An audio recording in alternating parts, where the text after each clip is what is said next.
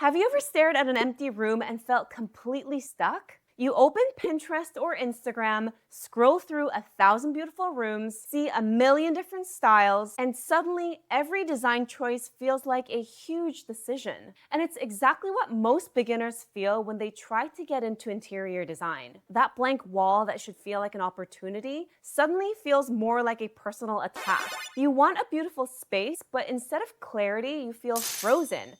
Or worse, you panic buy something you end up regretting later. That's classic analysis paralysis. And honestly, it's the #1 reason people never start designing their own space. The problem isn't that you lack taste or creativity. The problem is that you don't have a framework. You don't have a blueprint for how designers actually think through a room. And that's exactly what we're fixing in this video. This is a true crash course for beginners, stripped down to the core pillars that take you from confusion to action. Not perfect action, real action. The kind that actually gets a room finished and feeling intentional. We're going to cover 4 foundational areas that every beginner needs. First, how to figure out your starting style without spiraling or overthinking. Second, layout do's and don'ts, the subtle rules that quietly make or break a space. Third, how to approach color in a way that's confident, practical, and livable instead of overwhelming. And finally, a simple formula for pairing patterns so your space feels layered,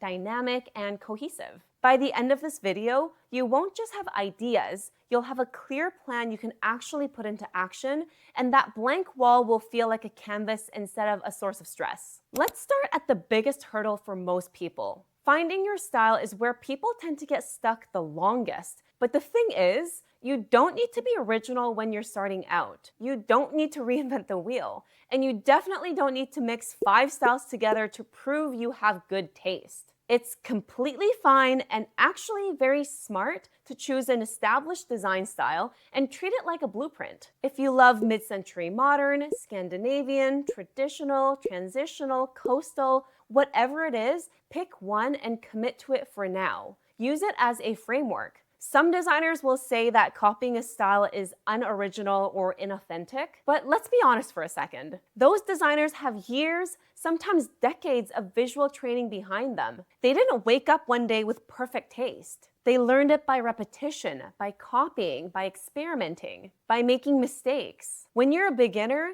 the biggest enemy is not bad taste, it's fear. And if following an established style helps you take action, that's not a shortcut. That's smart. You're training your eye, you're learning proportions, materials, color, relationships, and layouts that already work together. That's how intuition gets built. Start with inspiration images, use them shamelessly. Match the furniture scale, the color palette, the mood. And then over time, you'll naturally start adding personal layers. A piece of art you love, a vintage find, a family heirloom. That's when the space becomes yours. Authenticity comes later. Confidence comes from competence, not the other way around. And if you're dreaming of turning your love for design into a real business, I actually have a course that teaches aspiring interior designers how to get clients, charge what they're worth, and build a profitable business without going back to school. You can check it out in the link below. Once you have a style foundation, everything else gets easier, especially layout. Furniture layout is often underrated, but it actually determines whether a space feels expensive or awkward. You can have beautiful furniture and nice finishings, but if the layout is off, the room will never feel right. Layout is the skeleton of the space, and the first rule of a strong layout is anchoring. Most rooms need a rug, full stop. A rug grounds the furniture and tells your brain that everything belongs together. When furniture floats randomly without a visual anchor, the room feels unsettled. And please, for the love of God, get a big rug. At minimum,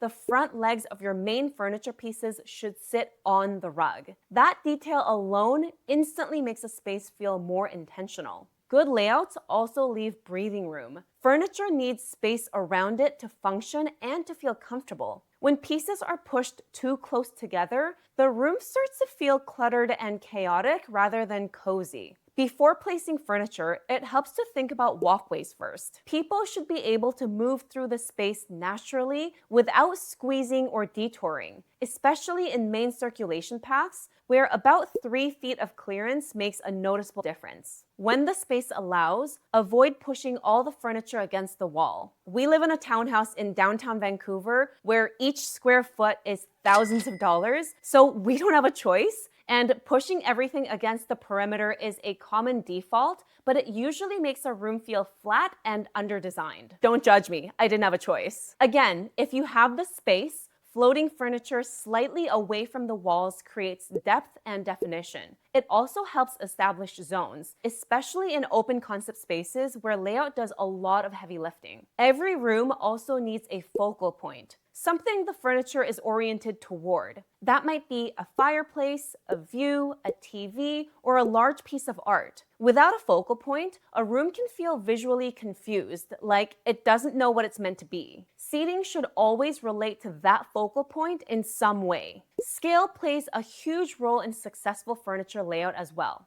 Larger rooms need furniture with enough visual weight to hold their own, while smaller rooms benefit from slimmer, lighter pieces. When scale is ignored, even beautiful furniture can feel awkward or overwhelming. Natural light should also be protected at all costs. Blocking windows with bulky furniture cuts off one of the most valuable design elements in the room, and it instantly makes the space feel heavier and less inviting. It's equally important to avoid overly rigid arrangements. When furniture is lined up too perfectly or feels overly symmetrical without intention, the space can feel stiff and unwelcoming. Layouts should feel balanced, not forced. Sightlines matter too. The way a room reveals itself when you walk in sets the tone. And the first thing you see should never be the back of a large, clunky piece if it can be avoided. And finally, restraint. Overcrowding a room with too much furniture rarely adds function and almost always detracts from the overall feel. Every piece should earn its place, and balance should be maintained so the room doesn't feel visually heavy on one side and empty on the other. At the end of the day,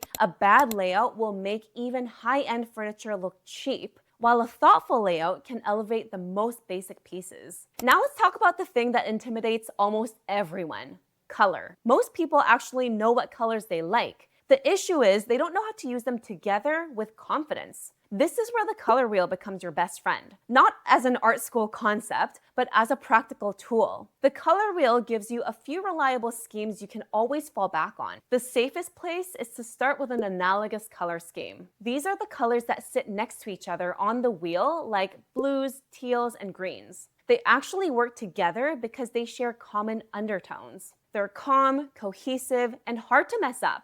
If you want something with more contrast and energy, you move into complementary colors. These are colors opposite each other on the wheel, like blue and orange or purple and yellow. They create dynamic contrast, which can look incredible, but here's the catch for beginners. In their most saturated form, they're loud, like cartoon loud. This is where understanding tints, shades, and tones changes everything. A tint is a color with white added. It makes the color lighter and softer. Pink is a tint of red. A shade is a color with black added, which makes it deeper and moodier. And the most important one, especially for interiors, is tone. A tone is created by adding gray, which means both black and white. It mutes the colors and makes it feel more sophisticated. If you're afraid of a classic complementary combo like red and green because it screams Christmas, the solution isn't to avoid it, it's to control the saturation. Instead of true green, use sage green, which is a toned down version. Instead of cherry red, use a soft blush or muted clay.